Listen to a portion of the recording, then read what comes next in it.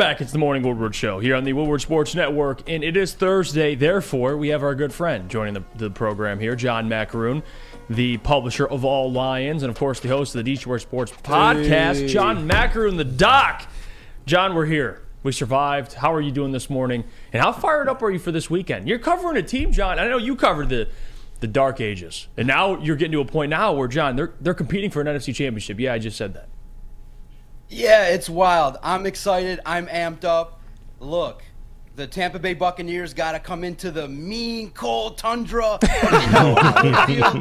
So they got to tough it out and get their head bounced off the turf against the dirty players in the Lions secondary. Yeah. Man, real fast, I do want to comment on the lady. Look, there's no – if you don't know, if you're a news person and they assign you to an NFL – press conference, you don't have to ask a question. You can just sit there and take in all the information and move on. Man, that was brutal. Yeah, it just like, John, it's a simple, hey Siri, Ford Field, and then okay, it's in a dome. That's all it takes. It could have taken 5 seconds. But I want to ask you, you were there last week, and this is all I'll do for the Rams because we'll talk more about the game this weekend. But you were there.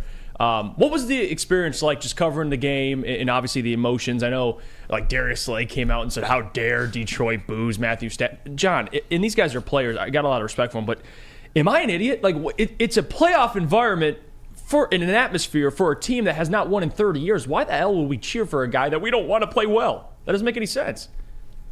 So proud of Detroit. Exactly what was needed to happen. Boo Matthew Stafford. Boo his family. It doesn't matter. If you're not with Detroit, then you're against Detroit. And the fans let it be known. And boy, what surprised me was the Jared Goff chants. The support that the fan base showed the Detroit Lions quarterback really, I thought, was classy and indicative of what he's done, bringing the team 12 wins this year. The atmosphere was amazing. I was amped. I sat next to Broder, and he probably was like, I've never seen John this excited during the game. So this is how I was. Look, you try to be professional. You're not supposed to cheer, but I was definitely commenting, especially when they called that bogus penalty on Taylor Decker. I was like, what the? And so I was commenting throughout the game, not cheering, but I was into it because I thought that this was a great opportunity, a prime opportunity for the Lions to advance. And I thought the crowd was absolutely into it, as amped as I am every single day. I was excited. I thought, who told you last week to pop your Xanax and get ready for a real close game? That's what happened. And I think I thought it made it so that when the game was over and everybody was really recognizing and putting together that, oh my goodness, we just saw history. The Lions won a playoff game. And it really, to me, felt like a welcome to the NFL moment. The Detroit Lions are now really a part of the National Football League, and everything is still in front of them. They are a legit Super Bowl contender. Guys, I'm going to say it loudly. The Lions Super Bowl window is open, and that just makes me happy.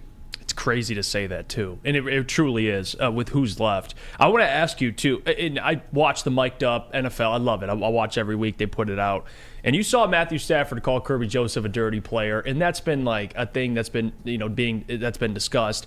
And I saw Harrison Smith on Twitter kind of defending him a little bit.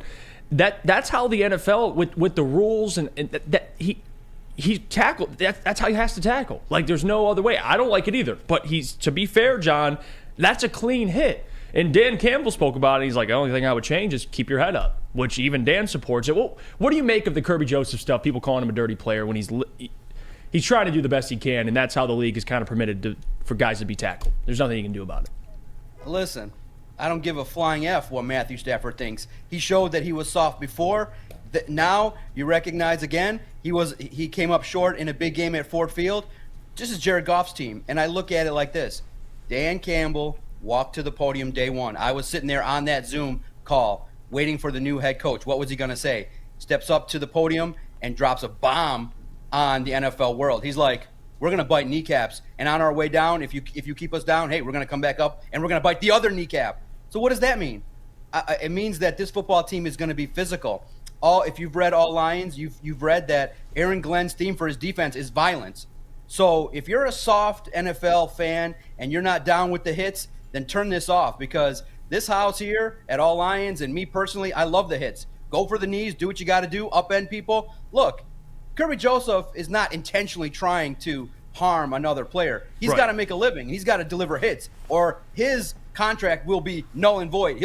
They'll move on. And Dan Campbell indicated. Someone actually asked Dan Campbell yesterday, was it hard to sell grit to this locker room 3 years ago? He's like, no, because we decided that if you weren't gritty, you weren't tough, you weren't going to be violent, if you're not down for the cause, you're out.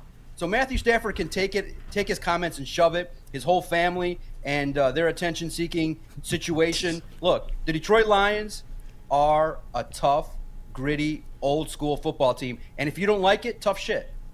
Hey, I love. Well said, Yes, John. well said, John. And for the record, I'm super happy for you that you got to be there and everything and experience it. And hey, another week, another home playoff game at Ford Field. Who would have thought? Thank you, Green Bay Packers, by the way. But anyway, so let's move on a little bit to the Tampa Bay Buccaneers matchup. Is there anything that the Buccaneers do specifically that could give the Lions some trouble? Yeah, they're playing well, and they're looking at it like a revenge tour, having lost earlier 20-6. They didn't play as well. If you go back and rewatch that game, Baker Mayfield took a bunch of shots deep, but just couldn't connect with his wide receivers.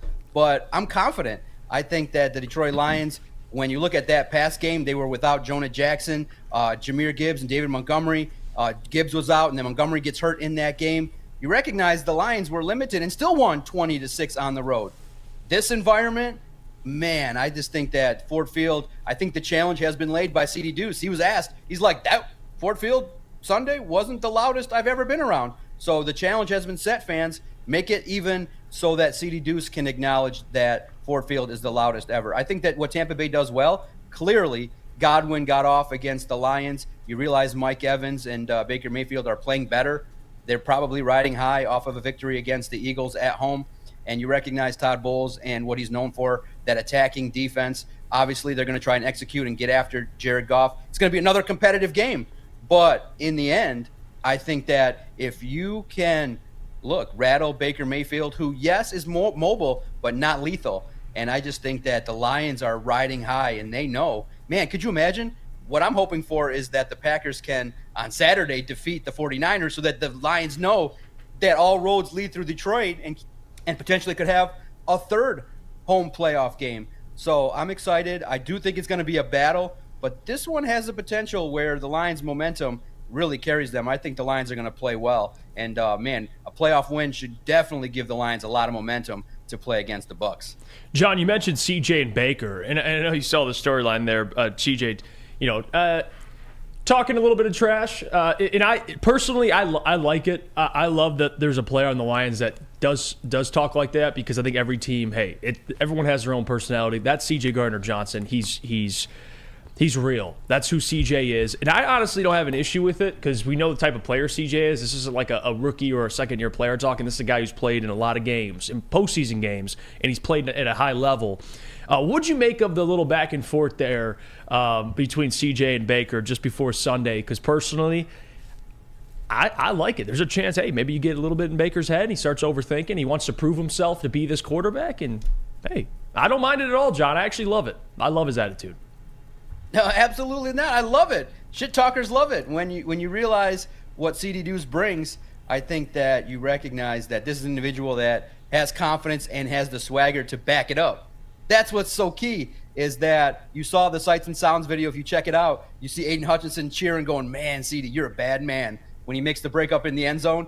And you recognize that really he's the heart and soul of that defense, the emotional leader. So he's allowed to speak because he's played in the Super Bowl. He's a man that has talent, and you recognize that he can go out there and back it up. And for Baker Mayfield, it's the same thing. He's got swagger. He's been cast off. He's very similar to Jared Goff. The NFL world really thought his career was over, but he matured. He understood that, hey, when you're young, you got that bravado. And sometimes you don't do what you need to do to be a professional in this league. But once he got an opportunity with the Bucs, now he's turned it around so he can go up there and speak. He won a playoff game. But coming into Detroit, I just think that, man, guys, last week, the Lions crowd forced the Rams into 2 timeouts in the second half. It's just going to be a crazy, wild environment. And I think if the Lions can make some plays, I just think Ford Field will be a factor. And the talent level on the secondary, man, you don't think Kirby Joseph's now motivated hearing that the NFL world is against him, CD Deuce, and the defense still wants to continue to silence critics who think they can't play? My goodness, man, this football team has to have supreme motivation to go out there, because you're 1 win away from the NFC title game, which gives you that much more hope that you can maybe win a ring. Oh, man, one win away from an NFC title game. And speaking of that one win, which we hope the Lions will get, if the Lions do win this game against the Tampa Bay Buccaneers, what will be the biggest key? Yeah, I think the biggest key, again, Jared Goff. You saw, I mean, my goodness. First and foremost, again, the crowd chanting Jared Goff. They never did that for Matthew Stafford. I think it was a direct response to this NFL stupid social media post where they have Matthew Stafford being embraced by the Lions fans at Ford Field, showing that they have no clue what the heartbeat of Detroit is. Look, man, you saw right away 3 touchdowns and 3 drives, looked clean, found Josh Reynolds. He had confidence letting the ball sling, a gunslinger doing his thing. If Jared Goff plays clean, that Lions offense really is unstoppable. They got so many weapons, and Sam Laporta, another week healthy. And man, it's exciting to be there to watch that offense because it's no easy feat to execute offensively at that level. And what a joy it's been to watch his chemistry with Amon-Ra St. Brown. I mean, literally, when you need a play, it's 14. When the Lions needed a play to close it out, they went to 14. They didn't run the ball. I told you guys last week that Dan Campbell would outcoach Sean McVay, and he was more aggressive, and he's a better coach. And when it was time to go win the game, they were aggressive and were able to. So I just think that the Lions, if they go as Jared Goff goes, and man, he's balling, and he deserves the respect of everybody involved watching because he did something that no other quarterback in 30 years has been able to do.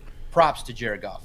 I want to ask you about the run game because it seems like the last 2 games, it hasn't been up to par with what we've usually seen. Now, healthy offensive line, I know the matchups have been tough, and this week you got one of the best run defenses in the league. Lions have one of the best run defenses, and Lions have one of the best rushing attacks. How key is it for the Lions to get that run game? I know they ran the ball good early on last game, but it's late in the game they were struggling a little bit, especially Jameer. What do you make of how important kind of getting that run game back on track this week, especially last time they played the Buccaneers? Jared Goff won the game, didn't really have a run game. What do you make of that, kind of getting that back on the rails this week for the Lions? Yeah, absolutely. I was curious about that as well. So I definitely dove into the film this week, spent a little time yesterday. What teams are doing is they're bringing in an extra defensive lineman in the box. So they're saying, okay, we're going to stop the Lions' run and let's force Jared Goff into executing. So it's made it a lot more difficult because since the film from other defensive coordinators has gotten out there, teams are trying to stop, obviously, the Detroit Lions because that really sets up the Lions' play action. So the teams are trying to take that away. But guess what that does? That just opens things up for Jared Goff, and you got to pick your poison. I think, yeah, it's important. It's always important to establish the run, the Lions' offensive line. Man, thank goodness they're healthy. It's exciting to see everybody play at a high level. But you guys saw you can use Jahmyr Gibbs in the pass game, and man, his elusiveness, his ability to escape, shed some tackles was great. And then you got the thumper in David Montgomery. It's always important to establish the run early, but if the Tampa Bay Bucs decide, hey, we're going to bring extra linemen and stack the box, Jared Goff will have answers. And you look at how Aiden Hutchinson's been playing. I mean, he's been elite the last, 3 games with what he's done. Dallas, Minnesota, to now their first playoff win ever. For Aiden Hutchinson this week, he's got a tough matchup. Tristan Wirfs, one of the best tackles in the NFL consistently. I want to ask you about that matchup and how important it is to get a guy like James Houston back potentially this week to kind of help him out on the other side of that defensive line. Yeah, man, Aiden Hutchinson. He says he's heating up late, right up perfect time. And I just think that when you got a young player that can show up in prime time, my goodness, putting Stafford to the ground, oh, man, it was great letting him get a couple sacks. It was amazing to see. You see the videos and how excited he is, saying that he wanted to do it for the city, the excitement and passion that he has. My goodness, Baker Mayfield wouldn't want to be him this week. The James Houston situation's been interesting. I'm a little surprised he hasn't debuted sooner. He talked to the media yesterday and told reporters, yeah, he expects to play. The decision should come down this week. His 21-day practice window expires, so either they have to activate him, which would result in the Lions having to cut somebody, or they have to let his season end, which I doubt is going to happen. I think that he's been practicing. I believe that, he appears to be an individual ready to go, so this has got to be the week that you got to activate him. But look, your first game back, you're really going to limit him to specific situations. He's not going to have the impact I think people are going to want right away, but boy, could you imagine James Houston with the game under his belt playing the 49ers, my goodness, it would be spectacular. But yeah, Aiden Hutchinson, the defensive line, my goodness, him and Ali McNeil, they're really anchoring a defensive line that's steadily gotten better the last month. You got any feeling on just this secondary? I know it's been bad, and Sam Flannel, my co-host here, always brings up Cam Sutton and how he, in his terms, stinks. But to be fair, the last couple of games, he has not been great. He has not been at all worth at least the contract they gave him. Early on, he was playing really well. Do you got any confidence that Cam Sutton kind of get back to what he was doing early in the season? Or you just think the Lions defense, they're just going to have to admit, hey, bend don't break once again. We're going to give up 150 to Mike Evans as long as we don't give up another 100 to Chris Godwin. Is that going to be another similar approach? Because, John, I personally think eventually, bend don't break works until it eventually breaks, and then it's a problem. What do you make of that, how the secondary's been playing, and can it come back to bite him? Yeah, something's going on with Cam Sutton. I'm not sure exactly what he's potentially dealing with, but he's not the same guy that he was earlier this year. And you look at it, and you can see it on film. The Lions, look, Aaron Glenn wants to play more man-to-man, but he doesn't have a lockdown corner. You just don't have it. So in the end, you end up playing a mix of man-zone, and that involves a heavy amount of communication. You got to have a lot of sharp reads, and you saw that miscommunication that resulted in the deep pass to Nakua. It's going to happen. Look, man, the secondary is unbelievable. It's just the toughest position to master because the league does not allow you to really do much. You can't. You breathe on a receiver, you get a flag thrown. You got to take calculated risks. And Cam Sutton definitely is getting the brunt of it. But at the same time, you recognize that, look, they're working within the parameters. They're trying to make do in the situation in which you don't have the talent you need. And that's why having three great safeties really makes up for a lot of the issues in the secondary. A defensive line can mask issues in the secondary, and I think you have enough. So, yeah, you just have to weather the storm with Cam Sutton and Vildor. And I do believe that Evans and, obviously, like we said last week, Evans and Godwin are going to get theirs, but if you keep them out of the end zone, the way in which you combat some issues is you got to get some turnovers. And this week will be key. Yeah. I think Kirby Joseph has one written for him this week, and I think he's going to be motivated. And the pressure, as long as the pressure gets there, you realize, okay, that can mask a secondary that's not as talented as we all would like. Right. It's spot on. I think turnovers are everything. They didn't get it last week, and they got lucky, no turnovers, and they still came out with the victory. I think this week you're going to have to get some turnovers. Good stuff, John. Hopefully when we talk to you next week, we can preview maybe an NFC Championship appearance and not recap whatever the hell happens on Sunday. But good stuff, John. I appreciate you. You can check John's stuff out, publisher of All Lions, and, of course, host of the Detroit Sports Podcast. If you don't know who John is, you're living under a rock. Thanks, John. We'll see you next week. Thank you, John. Yeah, appreciate it, everybody. Check out All Lions. I'm going to visit the chat for a couple minutes before I head out. I'll let you guys decide. I am a little tired. I make my own schedule. Should I go down to Allen Park, make the hour drive, or should I just sit at home, look up hentai stuff, and just chill out? Let's see. All right, boys. Let's get a poll up for John. Right. I'm not going to decide myself. You know what, JB? Let's get a poll up for John. All right, we'll let the people vote. All right, that's what we'll do. All right, we'll head to...